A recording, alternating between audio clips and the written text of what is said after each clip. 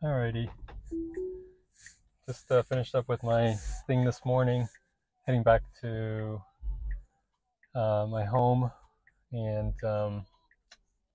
driving in the Tesla Model 3 with FSD engaged, letting it do the driving while we chat about topics. So I just left off that last session talking about Bitcoin and given the market situation where it looks like it'll be heading. So got a pretty sizable position to see Bitcoin through this current rally and accumulation that's been going on the past few months to see the price re-engaged in an upward trend. All right, I don't know why I was trying to go right. Had to intervene there, get back on track.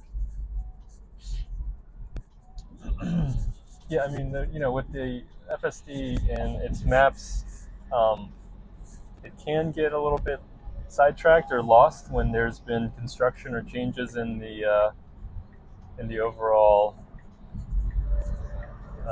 roads. But hopefully that with improvements on the vision, it can get those corrected. So between that also and just in general, really looking at the next wave of activity where new markets are being created and trying to get over, but it won't do it. It needs to go now. Otherwise, I have to try to do it for it. Last chance. Yeah. I don't know if I wasn't giving enough response. Hopefully, when we get on version 11, that will be taken care of. But now I have to get onto the. Luckily, there's another exit on this highway. You can go on the left or right.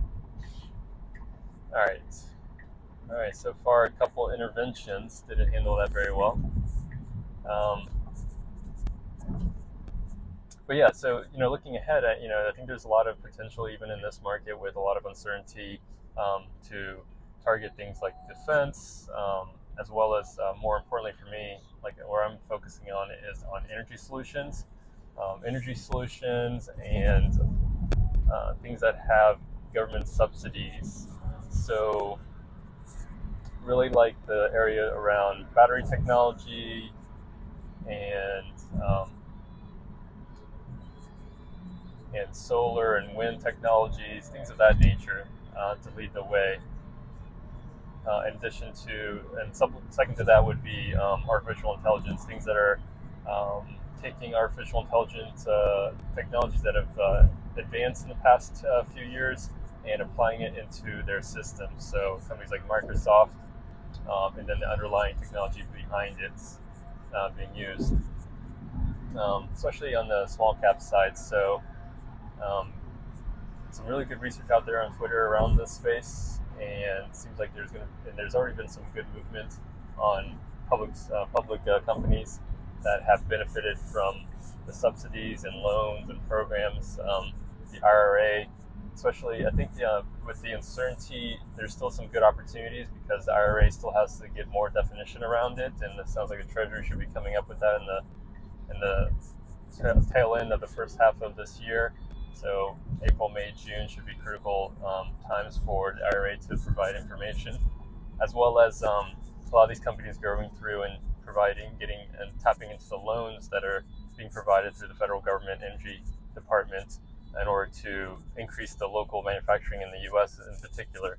So those are great catalysts for undervalued stocks that have good technologies and proven out manufacturing process, but need to scale up. They can both scale up with loans and then also take advantage with the other businesses to really amplify the sales that are associated with that. I don't know why it just stopped there, so I had to intervene again there. So, good and bad. There's not always, it's not perfect.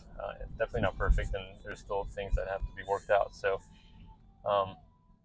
but back on that topic. So that's where I'm like really honing in on, like listening to earnings calls for these companies and reading about the information available for their progression through the loan process or their progression through the IRA, getting more definition, and it's pretty interesting. I mean, there's a lot of things coming up, and it's a new frontier. Like, I think this is where uh, in the past it was all about the semiconductors, and semiconductors are a big part in this as well. I mean, they're tied into the AI. AI is going to require a lot of computing power in order to scale this up. So even